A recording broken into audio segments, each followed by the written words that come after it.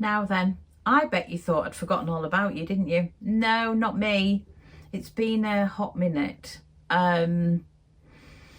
Yeah, I've had a lot of decisions to make about where I want to take my channel. A lot of it seemed quite insignificant. I suppose the older I've got, and seeing, you know, previous videos that just seem so inconsequential now. I know there's this big thing at the minute about looking back 10 years. I can't abide it. But I'm here. I haven't forgotten you. It was just finding where I wanted to go, and I feel that the Rouge Pout channel now, I still want to do beauty, but I also want to do more lifestyle, definitely more books, and chatty videos, which you all really loved before. So I am going to come back.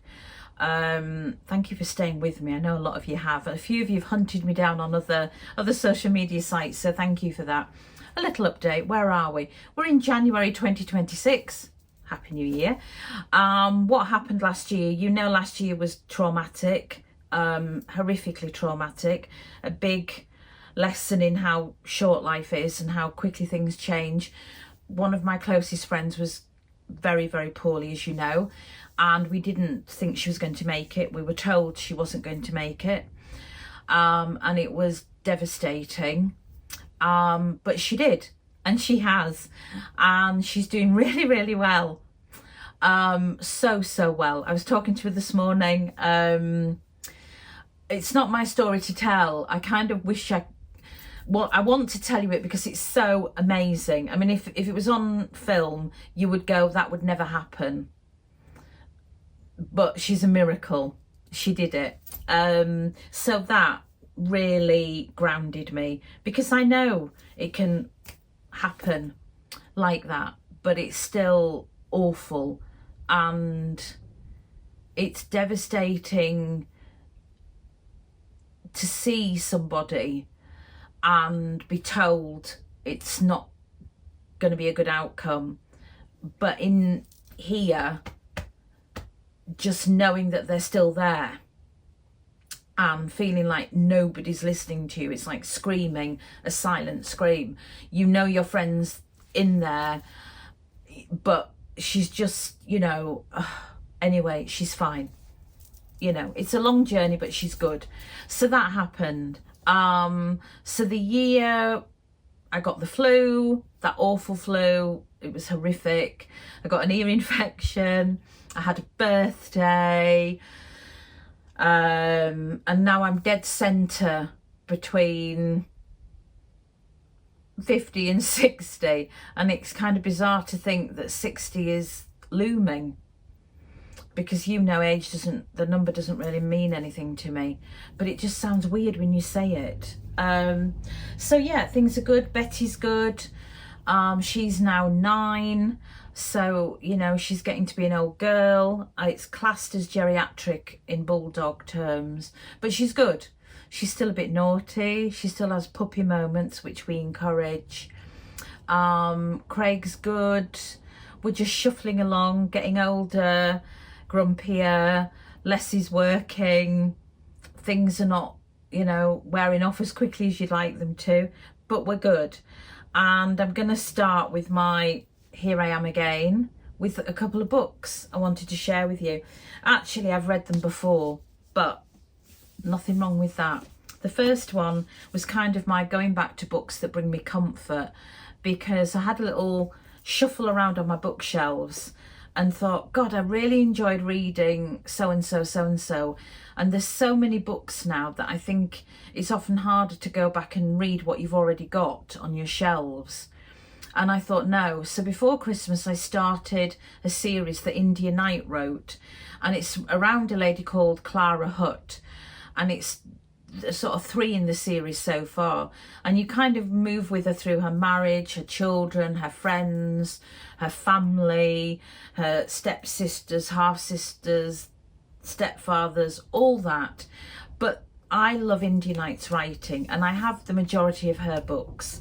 So I went back to read the series, and this is the last one. It's called Mutton, and you kind of join Clara where she's a bit older.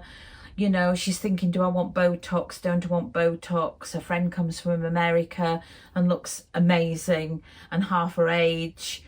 And it's all about the intricacies of managing, you know, families where you're divorced and you've got children and you've got relationships with the fathers, an extended family, and then you're friends with their issues. But it just flows in a really nice way. It's not too negative, it's quite light-hearted. Her exploration of topics feels very sort of in touch. You feel like a lot of it she's experienced herself. But I really love India Knight as a writer. I just find her really accessible and comfortable to read. So I was reading those. This one I read when it was first published, and it's kind of the trend at the moment, so it won't surprise you. It's Hamnet by Maggie O'Farrell. Now, when it was first published in 2020, I love Maggie O'Farrell as an author. I have all her adult books. So this was kind of of course I'm going to get it because it's Maggie O'Farrell. And it was one of my favourite books when I first read it.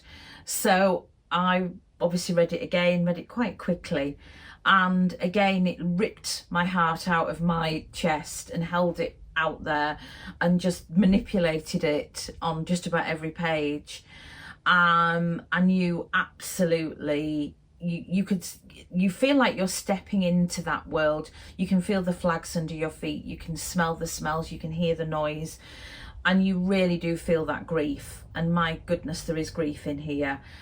There's no hiding from it, and I don't think that's a negative, to be honest.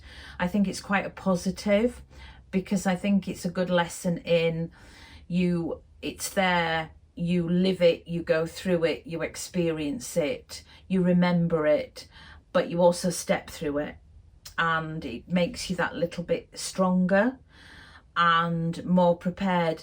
I think it is a scary thing to face, grief. But for me, I have to really go through things, and then I get through it and feel better, rather than hiding from it and putting it in a box. I need to experience it, and you do. And it really is heartbreaking. But it's also a story about love and eccentricity and being different, and the exploration of, you know, owning being different and what character it gives you. And it does explore the idea of the relationship between Shakespeare and his wife Agnes, because we don't know. This is a work of fiction. What is fact is that there was a child called Hamnet. He was the child of Shakespeare, and he did die young, but we don't know what of. So this is the fictional idea of that story. But it is so beautiful. It's so exquisitely sewn together with a gold thread. There's a chapter in here which it enthralls me, which is where Maggie O'Farrell pieces together all the things that had to happen for the plague to come to Britain. And it's just the most brilliant chapter. I mean, I just read it and I don't know what it is. It's just how it's written. It's so accessible, but it's just her way of writing that has me. It's an absolutely beautiful book, and I would thoroughly recommend, if you've seen the film, read the book. It's obviously going to be different. I haven't seen the film. I don't know if I will yet. But the book, oh my goodness me, as hard as it is, it's one of my all-time favourites. And I will definitely read it again. But I did weep a lot. But that's not always a bad thing. Let it out, and then you're through it. Beautiful. So my mission this year is to get the reading on target. I was completely off last year. I couldn't switch off. It was just, yeah, too much going on. But I've got a huge pile. I mean, that's just one pile. I've got another pile. And then I go and read 2 books that I've already got. But I'm kind of thinking also, I don't want to neglect my bookshelves that I already have. And there's certain books in there I think, oh, I do want to go back to that. But let me know what books that maybe you go back and read again. I do try and read Wuthering Heights once a year. I know that's going to be at the forefront again when Emerald Fennell's film comes out, which is her sort of take of Wuthering Heights. It's not verbatim Wuthering Heights, so that's going to be interesting. And I always try and read The Secret Garden, because there's just something about The Secret Garden that I absolutely love. One thing on Wuthering Heights that's been interesting is seeing people reading it for the first time who are now discovering how horrific it is as a story, that it's really not that romantic in many ways, but also that a lot of the when the servants are talking, it's obviously in the Yorkshire dialect, and how people are just like, what's that all about? I can't dissect it at all. So that's quite interesting to see that response. But yeah, are there any books that you always try and make time for and go back to? And have you got any recommendations? Because the lovely book programme with Sarah Cox, Between the Covers, is no longer. They're not making it anymore, which I think is devastating. I just don't understand why. Damien Barr, thank goodness, does the Scottish Book Club, so that's still around. But I just think that's really sad. I mean, it was clearly very popular, but no longer, no more, which I'm disappointed in. So any recommendations I'll be grateful for. I really don't need any more, let's be honest. But hey ho, it's books. But I will be back soon. I am back here. But let me know your news. Let's have a catch up. Tell me how you're doing. I don't think there's anything else to tell you. I'm sure there's lots of news. We've got bad weather again, another storm. It's been a really stormy few months by the sea. I've got my lovely friend coming at the end of February. That's something else I'm looking forward to. So my wonderful friend Sean's going to come for a few days, so I'm very excited about that. We used to work together for Yves Saint Laurent, and he's coming, so that's something to really look forward to. And other than that, it's just, you know, life. But aren't we lucky? Really lucky. But I hope you're all well. Say hello if you've got the time. I do apologise. I know I've been lax on YouTube, but I'm back. I'm just waiting for the right time, and you know, so it's going to be sort of same old really. It's not going anywhere. But I know a lot of you are not keen on going to other channels. Also, I haven't put my microphone on because I know we had a few issues with the sound with the microphone on YouTube. So I thought, right, let's not upset the audience. I'm just going to shout at you through the camera. So no microphone. But yeah, stay in touch. And other than that, look at this. I don't know if I've got an allergy or whether it's just old age.